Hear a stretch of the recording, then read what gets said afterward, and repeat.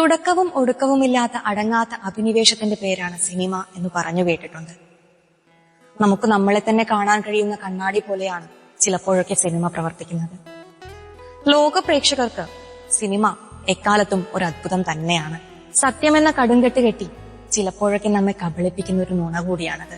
ഇതിനെല്ലാം അപ്പുറം സിനിമ തന്നെ ജീവിതമായ അനേക ലക്ഷം മനുഷ്യരുണ്ട് നമുക്ക് ചുറ്റിലും. അവർക്ക് സിനിമ കേവലം അഭിനിവേശമോ പ്രതിബിംബം കാണാവുന്ന കണ്ണാടിയോ പറഞ്ഞു പറ്റിക്കുന്ന നുണയോ ഒന്നുമല്ല. ജീവന്റെ ഓരോ കണികയിലും നിറഞ്ഞു നിൽക്കുന്ന ശ്വാസം പോലെയാണ്. ഗവേഷകയും അധ്യാപികയുമായ അരുവി എന്ന യുവ എഴുത്തുകാരി 1987 കാതൽ കോഫി എന്ന മനോഹരമായ നോവലുമായി നമുക്ക് മുന്നിൽ എത്തുമ്പോൾ സ്വപ്നം പോലൊരു സിനിമാ കഥ നമ്മളിലേക്ക് ഒഴുകുകയാണ്. കഥയുടെ തുടക്കം മണീസ് കഫേയിലാണ്.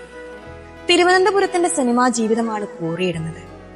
അവിടെ ആരംഭിക്കുന്ന കഥ പാരമ്പര്യത്തിന്റെയും കൗതുകങ്ങളുടെയും സൗഹൃദങ്ങളുടെയും പ്രണയത്തിന്റെയും എല്ലാം വെള്ളി വെളിച്ചം തേടി പ്രകാശമാനമാകുന്നു. 4-5 മിനിറ്റുകൾ. ഓടിക്കയറി വരുന്ന ഒച്ചയും തട്ടിമറിഞ്ഞൊരു വീഴ്ചയും എന്താണെന്ന് കൂടി പിടികിട്ടിയില്ല. മുറിഞ്ഞ ചുണ്ടിൽ പൊടിഞ്ഞ ചോരയുടെ രുചി കിട്ടി. നീളൻ കണ്ണ്, മൂക്ക്, മുഖത്തോട് ചിതറിയ മുടി വകഞ്ഞപ്പോൾ അതേ കണ്ടുള്ളൂ. താനതിനെ ചുറ്റിപ്പിടിച്ചിരിക്കുന്നു.